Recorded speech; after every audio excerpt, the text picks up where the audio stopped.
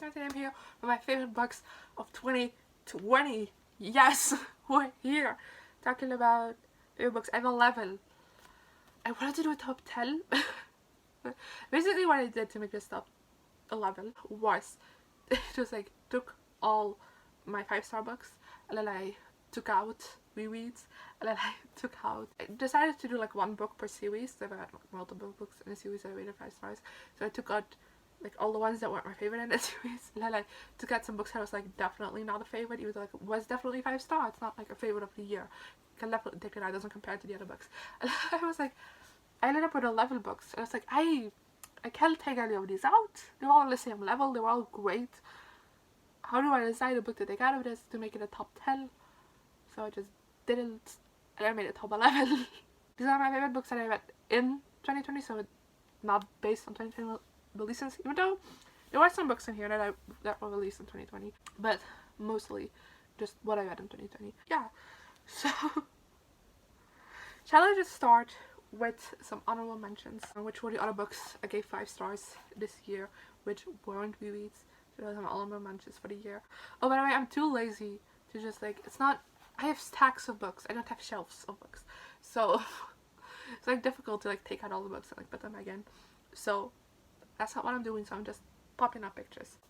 So for my honorable mentions, I have DNA by Lieve Sierra, Hartstoppel Volume 3 by Alice Oseman, House of Hades by Rick Riordan, The Penultimate Peril by Lemony Snicket, Frostbite by Rochelle Mead, Blood Promise by Rochelle Mead, The Blood of Olympus by Rick Riordan, I Am No Longer Talking to White People About Race by Rennie Edo Lodge, Good Night Stories for Rebel Girls, 100 Immigrant Women Who Changed the World by Elena Favre, and Of Courses and Kisses by Sandra Manan. So those are my honorable mentions. The books I gave 5 stars that didn't make it into my top 11 and weren't rereads. Let's get into my actual list. These are just in like the order that I read them in, not in any particular order because I couldn't for the life of me rank these books.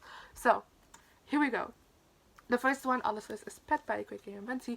This is a pretty short book. I believe it's YA or middle grade, I don't remember, but this place is fantasy world where all monsters have been eradicated. No more monsters are alive. And I follow my main character. The commander makes these paintings, and one day she's like able to like take out a monster from like this painting. So she has this monster. A monster is supposed to be eradicated, and basically it's just a story kind of about like what is a monster really, how like everyday people can actually be monsters, and it's such an impactful novel. Like not even a novel, I feel like it's more like a novella because it's very short, and it's such an impactful read. And I read this in January of 2020 and I'm filming this in January 2021 and I still, like this book still lives in my mind, like, and like still remember it like so clearly what I thought of it when I was reading it and like all the things I got out of it, which my memory is terrible, so that doesn't happen often. I really like the main character as well, and then the monster, and then as well like they have the conversations that was like very interesting. I don't know, I think it's a very insightful read and gives like very great commentary on just like society in general, and people should read it. That's what I have to say about it. Then the second book on this list, Horror Store by Grady Hendrix, which is a horror novel that takes place on this knockoff IKEA store that at night, like they notice in between like the people from the night shift and like the morning shift is like this little break where no one is in the store, and the morning shifts find things in a different way than the night shift leaves them.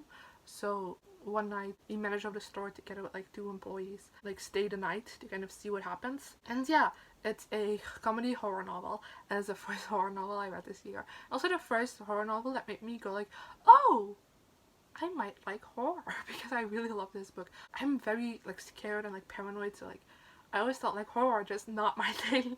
But then for some reason I was intrigued in this book and I read it and it was so good. Like I had laughs, I connected to the characters, and like genuinely like times where it got like spooky, I was like genuinely just like anxious and at the edge of my seat I was just like, oh, what's gonna happen?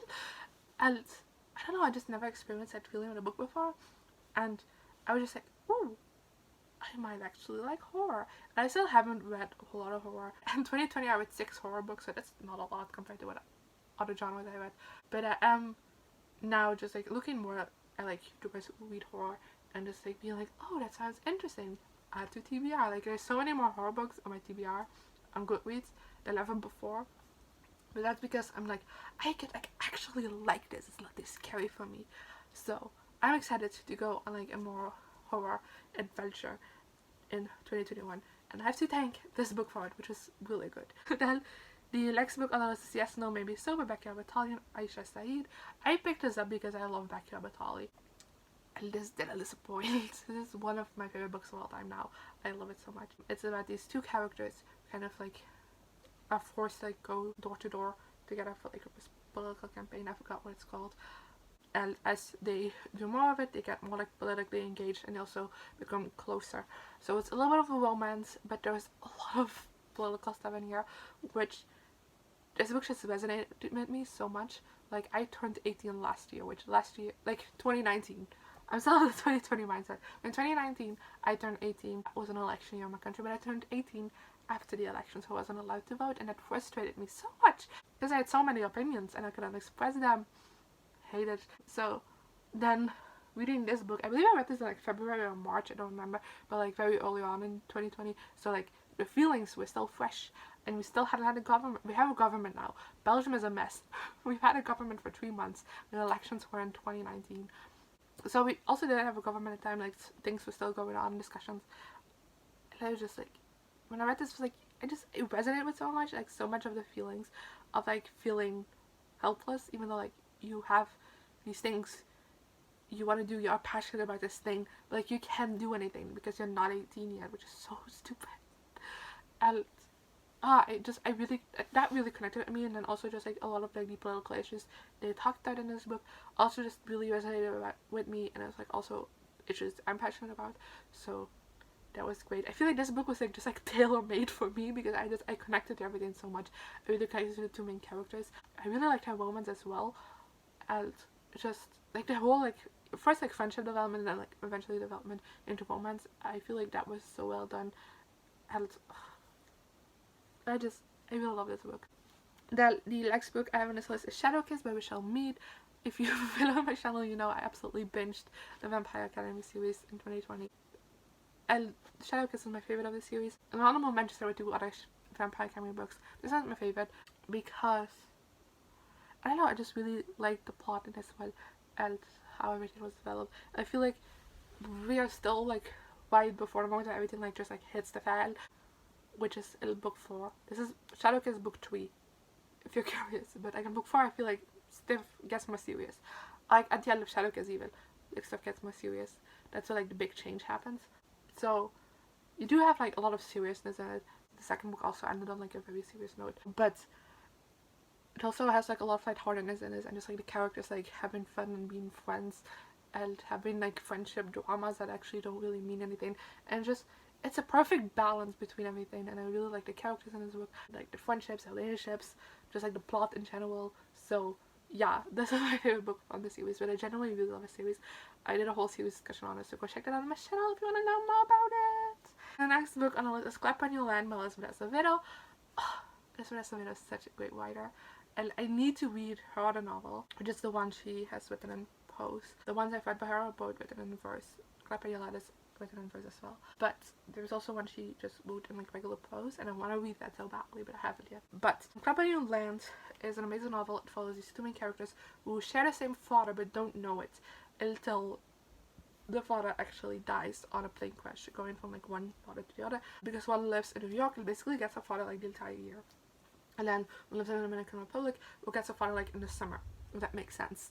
Like, they don't know about each other, they don't know, they have a secret sister, and yeah, when the father is going on a plane from New York to the Dominican Republic, the plane crashes and he dies, and like you first learn about like the father and like how we had different relationships, they'll eventually get to know each other.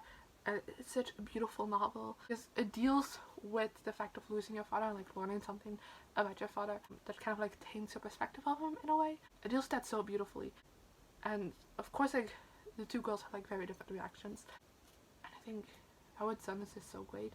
And then we also just have like their own personal struggles besides that, which was also so well done. And what I really appreciate is sometimes in book, if you've read books, multiple perspectives, I'm sure you come across the book where you're like, who's talking? Like, I have no clue. Even when it very clearly says at the top of the chapter, like, who is this? And I thought I would have that in a book that's written in verse, because I was like, that's not gonna be easy. But like in the beginning, it does say like whose perspective it is. Like towards the ending, it doesn't anymore. And like you don't need it. Like it's so obvious from the way it is written, like who's talking and like in whose head we are, like who experiences we're following. It's so obvious. Like they can switch. Each page can be different, but like I still like immediately recognize it from like the first sentence. That's something I don't know. I don't think I have experienced it before. The next book I read is another book that I think more people should read. And this is My America by Kim Johnson. I got this as a galley from that galley, and it's about a girl whose father got sentenced to death row while he's innocent of it, so for a crime he didn't commit, but he's in jail for it. And kind of on like the last stretch before he, gets executed. And our main character's working like really hard to get father out of prison because he shouldn't be there. And then a girl is found dead, and it is found out that our main character's brother had a relationship with this girl, an affair as you will, which sounds adult but it's not. But that's just to show that like the girl was cheating on her boyfriend with like the main character's brother, and therefore people think that he did it, and he's very like suspect number one. So the brother goes on the run while our main character is also trying to figure out what really happened to this girl, if it was her brother or if it was someone else. And of course she's also trying to get out her father and also figure out what happened to that in that murder case. And it's such an impactful novel about framing police brutality and white supremacy in general, corruption within the police as well. It touches on so many important topics, and I read this in like the middle of like the Black Lives Matter protest, which was purely coincidence because I read these books like a month before they come out. So purely coincidence that I read this like in the middle of those protests, and I think I would have given this book 5 stars no matter when I read this, which is like reading it while that was going on just like made this even more impactful, even though it's not about like the same things in the Black Lives Matter protest, but it does kind of fall into it because it's not the exact same topic, but like there is overlap, and it's a great novel. It's very well written. I just could feel everything the main character was feeling, and I just feel like it deals with like the topics it deals with like very well, and it does have some lighter moments in it, just to kind of like let you breathe for like a moment, to let the main character breathe for like a moment, mainly not me, like the main character, like just have a moment of like you can be happy as well, you deserve nice things as well. And it was a great novel, and this is another one that made me feel like very anxious as like the main character is like trying to figure out who actually like murdered this girl that her brother's being framed for.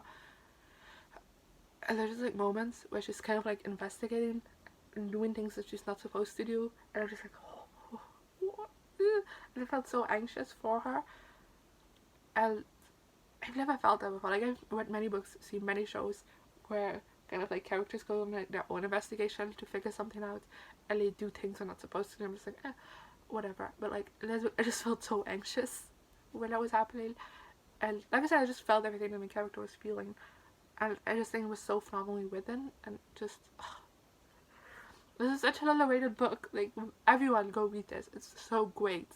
The next book is a little bit on the lighter note. That's The Conference of Birds by Ransom Wakes. I reread the entire Miss Peregrine series this year to be able to read this. I didn't have to. I wanted to. Because I feel like my memory of it wasn't the best, especially like the original trilogy, and it was correct. But I just fell in love with the series so desperately, and it's become one of my favorite series of all time, which it wasn't before. Like I loved the series, but like wasn't like one of my favorites. But now having like reread it, it's like shit. I love that so much. The Conference of Birds is the 5th book. The 6th book is coming out in 2021, and I was so excited for it. It's probably my most anticipated release of the year. I'm not entirely sure, but I'm super excited for it. And this is a great novel. I feel like it progressed the story in a very interesting way. It introduced a lot of interesting things about the world. We had great character development, some great character dynamics and relationship dynamics. there is a new character introduced towards the end of book 4. We don't get a lot of her in that, and then we got more of her in this book, and I genuinely just love her so much. And yeah, I don't really know what to talk about this book without spoiling anything. The Loveless, I've only comment by Angie Thomas, which I adored. I think I might like this one in Age Gift, which I know is blasphemy, but I really like Brie a lot. I think she was an amazing main character. Basically, this book follows a girl who, after the death of her father, kind of feels like she needs to like make money. So she wants to be a rapper, so she kind of goes like into this. She tries to like pursue that career, but a lot of things happen. I think this was just, I really like Brie as a character. I liked her like motivation and how like the drive to like do what she's passionate about and not really, I don't know, just like to do what she wants to do and like tell the story she wants to tell, and like not let her be used, I guess. And I really love the writing in this book because Brie, like, rapping is like her entire life. That's the way she expresses herself. So there's a lot of times where like within the narrative, so read it from her perspective, and she's just like, something happens and she just like makes it into like a rhyme in a way. I had to explain this. You have to read it, and it's so beautifully done. It's just so well written. The next book on the list is Loveless by Alice Oseman. This is a book about a girl who goes to college, is discovering things about herself, and mainly when she learns the terms asexual and aromantic and what those mean, and she learns what it means to her as well. And I thought this book was amazing. Again, it's not going to be for everyone because it's not a book that has really a plot in it. It's mainly about like the character and the character's journey, like her self-discovery, and I love this book so much. It does have like a very minor plot in there that just like kind of like bookends the story, I guess. But I really loved it. I really loved our main character, and I could relate to her in a lot of aspects when it comes to just like going to college and the things that come with being in a new environment and stuff like that. I related to those things a lot, and I adored the friendships in this book so much. And kind of the message of this book is like friendships are almost are as important, if not more important, than romantic relationships. And like, why are we constantly like told in the media that like a romantic relationship is the end all be all, but like these friendships I'm getting more out of, and like those are more important to me, kind of that way. Like the importance of just like platonic friendships and how much love you can have for these people, and how unappreciated that is in media often. And I adored it. I feel like the friendships were written so well. Then the next book I have on the list is A Reaper at the Gates by Sabrina, which is the third book in the Number the Ashes series. Again, a series I really read to be able to read this installment. And then the fourth book, I waited until it comes out in Dutch, just to have like matching copies. I normally don't care about that, but I adored this series so much that I want a matching copy. But the third book, again, something I can't talk about a lot without spoiling, but I adore. I think it is a great, again, it just expanded the world in a fantastic way. It moves the plot in a brilliant direction. I really like the character development in this book, the dynamics between certain characters, how they were done, and relationships between certain characters, and everything. I really like this. There was a lot of like political intrigue in this book as well, which I really enjoyed. And yeah, I generally can't discuss this without spoilers. Then the last book on the list already is There's Something About Sweetie by Sandra Manon. As you might know, I fell in love with Sandra Manon this year, and this is my favorite book by her. Love it so much. Sweetie is just like brilliant. I love her so much. I want to like have a real life Sweetie and marry her because I love her so much. I think she was an amazing main character, and I liked like she's a plus size main character, and I like how like her insecurity around her weight wasn't around like losing weight, but more about like the perception of other people of her because of her weight. And I think her relationship with her mother in particular was very interesting. Sandra Manon does it so well. It's like family dynamics, fantastic. Like we have Ashish in this book, which is also her love interest, dual perspective. Like he has like a pretty good relationship with his parents, and then it's really also has like a loving relationship with her family, but also like complicated. And both of them were like so well done, and you could see it all and feel it all, and I really loved it. I love Ashish as well. He's an amazing character, and I just my heart grows big for him. I love him so much. And just like the plot was also decent. It's mainly a romance, of course, but there's like a little bit of a plot to it, and it was so cute and so adorable. I cried towards the end. It made me feel all the feels. And yeah, highly recommend. That was my 11 books. I hope you enjoyed.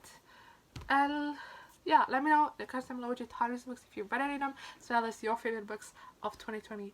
I would love to hear them. I guess I'll see you guys next time. Good. Here I am again, the same old situation. What does the